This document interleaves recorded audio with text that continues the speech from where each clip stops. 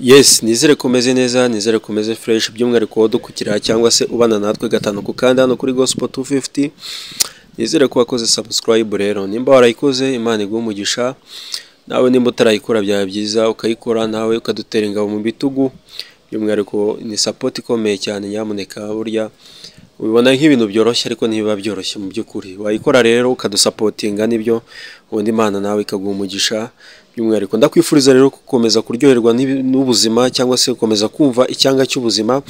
Nibyo koko habaho challenges zigiye zitandukanye mu buzima bwacu bwa buri munsi, ariko ibyo byose ntacyo bizadutwara mu gihe tukiri kumwe n'umwami Yesu Kristo. Rero nicyo nababwira, rero nicyo nkwifuriza no kutunga cyangwa se guhirwa mu byo ukora byari byose, by'umwihariko ubuzima bwiza bubaho ariko ufite n'amafaranga. Rero byaba byiza rero byose ugize gute ubifite. Rero nanjye nicyo nkwifuriza gusumbya ibindi. Reka ntangire mbasuhuza by'umwihariko abari mu gihugu cyacu cy'u Rwanda, intara uko ari enye, by'umwihariko n'umujyi wa Kigali. Umujyi wa Kigali ubwo sinakibagirwa na intara ya gatandatu ubwo ni ukuvuga diaspora.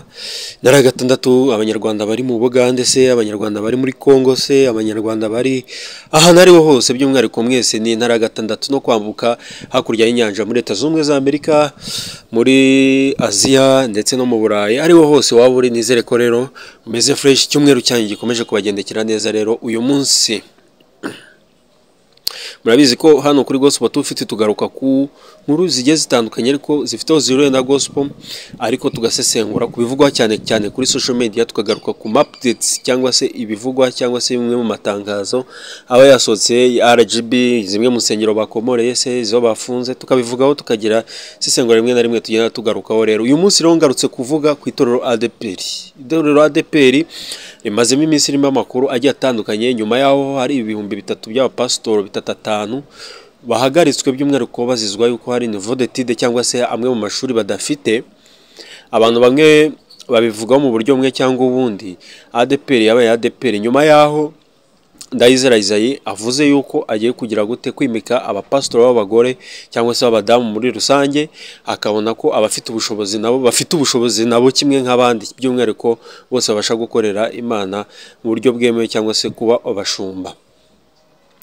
Isaie narabivuze hano kuri Gospel 250 tubivuga igihe kinini cyane, ndavuga nti uyu mugabo nibamuhinda byo bize kuko cyangwa se akwiriye gushimwa ku bw'iki gikorwa gikomeye cyane no kugira iki gitekerezo cyo kuba yashiraho abadamu, akagaragaza kuko nabo bashobora kuba bafite ubushobozi kimwe nk'abandi.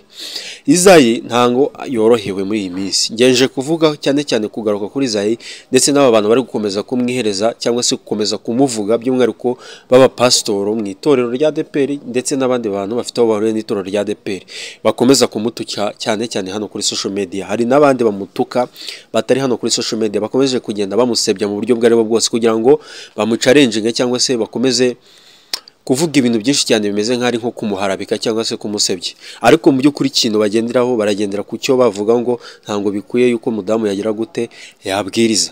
Naravuze nti uyu mugabo ugira igitekerezo akaba ari we muntu wabashije kukigira ADPR yewe n'abantu benshi cyane, ariko we kuba yaragize n'iki gitekerezo, uyu mugabo akwiriye gushimwa. Ese koko birakwiye yuko ko ubundi umudamu atakagombye kwigisha kimwe nk'abandi cyangwa se nk'abapasitoro, umushumba mukuru w'itorero?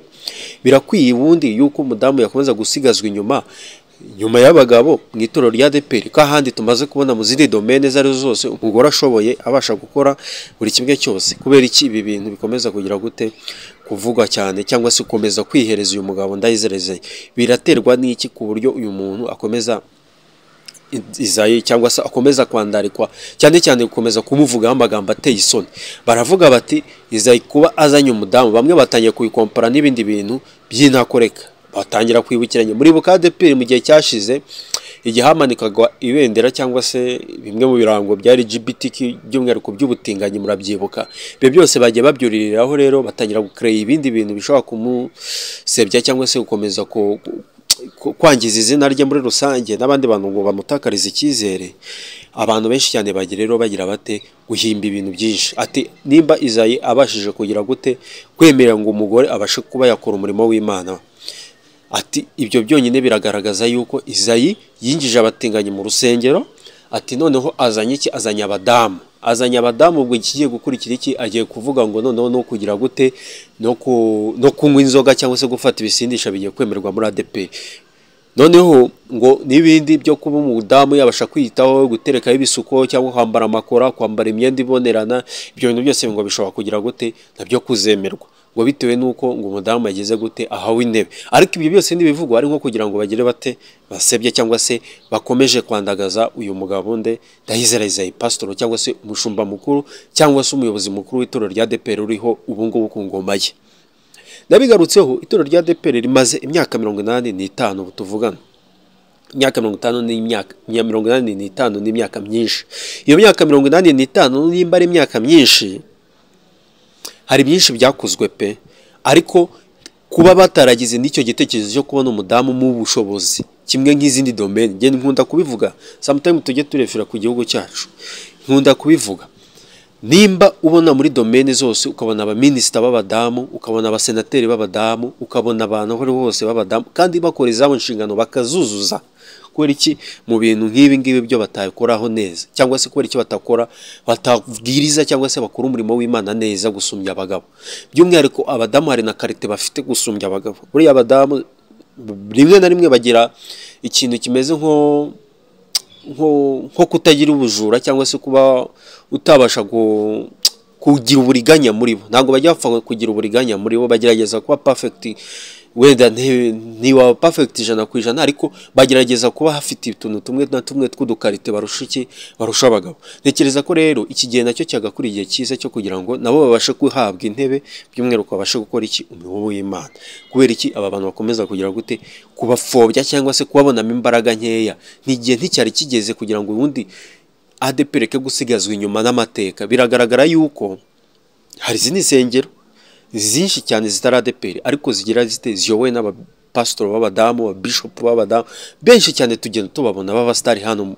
Hari ba Julienne ubwo itorero rye ryahagaritswe, hari ba Mignone, hari abadamu benshi cyane bakorera Imana kandi by'umwihariko bayoboye amatorero yabo kandi akaba ari ku rwego rwo hejuru. Kubera icyo umudamu muri ADEPR akomeza gusubizwa inyuma, kubera iki Ndayizera Isaie yakomeje gutotezwa, cyangwa se Ndayizera Isaie kubera iki yabaye umuntu w'igicibwa mu itorero rya ADEPR, kubera iki abantu bose bari gukomeza kumuvugaho amagambo asebanye. Ibi bintu byose bihatse iki biribazwa hiki? Si ukugira ngo bamwangishe abantu no kugira ngo ingoma ye nibura basi bayihirike. Ibi bintu murabibona gute? Gukreye ibinyoma byo kumva yuko ngo ADEPR ngiye kuzana iki, igiye kuzana ibintu byo kuba abantu banywa inzoga cyangwa se gufata ku bisindisha, ngo kuba batinganye cyangwa se kugira gute. Ibyo byose ni bikreye kugira ngo izina rye rigere rite rikomeze ryandagazwe cyangwa se rikomeze rifunyangwe. Ibintu rero narabivuze igihe kinini cyane hano kuri Gospel 250. Hano turi hano kugira ngo tujye tubwizanye ukuri, by'umwihariko tubwizanye kubihari, ariko tubigarukaho by'umwihariko. Rero ibi bintu ntituzabyemera, tuzagerageza tuvugira abantu by'umwihariko binyuze hano kuri social media. Nabo bari hano kuri social media benshi bifashishije social media kugira ngo bamwandagaze. Harimo aba content creator cyangwa se aba YouTuber bakora ibya gospel, bakomeza kugenda by'umwihariko bazana abandi bantu bo bayoboke mu itorero rya ADEPR, bakifashishwa kubera ibyo bahawe kugira ngo babashe kugira gute kwandagaza izina ryande ry'umushumba mukuru wa ADEPR. Ibi bintu mwebwe murabyumva gute? Ibi bintu mwebwe murabibona gute? Ibintu byari bikwiye ko umudamu akomeza gusubizwa inyuma gusumbya uko umugabo azamuka. Ibi bintu murabibona gute? ADEPR ntabwo nababwiye ngo nta muntu ba 100% ngo yuzuze ibi kintu cyose 100%. Isaie afite byinshi akora, afite na byinshi apanga kandi bigize bite byanyabyo. Kubera iki Isaie akomeza kugira gute gutotezwa muri iki gihe? Kubera iki Isaie akomeza kwandagazwa muri iki gihe? Ibi bintu birakwiye koko?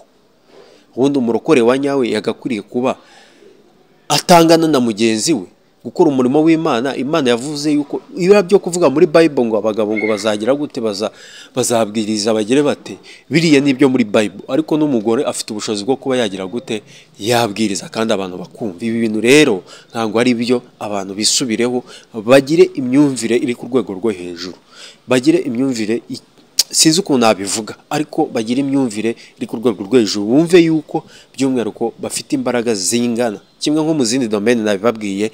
Dushimira umusaza wacu cyangwa se Perezida wa Repubulika warebye kure akabona yuko abadamu nabo bakwiriye guhabwa intebe, bakabasha kuza mu buyobozi bagakorera igihugu cyabo. Umusaruro turawubona. Kubera iki muri ADEPR hakomeza kuvugwamo iki kintu? kubera iki ibi bintu ngemba mbivuze mgize gute mbabaye. Ntegereje icyitwa komantere zanyu cyangwa se ntegereje cyo muri bubivugeho cyangwa se numve namwe uruhande muherereyeho. Tujye tubwizanya ukuri tumenye ikintu kimwe n'ikindi, tumenye kubitandukanye. Turi ko hano kuri social media ariko tujye tubwizanya n'ukuri tumenye ibintu byanyabyo dukwiriye gukora. Ntegereje komantere zanyu rero. Kora subscribe mushyigikire, nakoreshe ya ni byiza, ubundi Imana igire gute ibaha umugisha rero. Mukomeze muryoherwe n'icyumweru cyanyu n'ubuzima bwiza.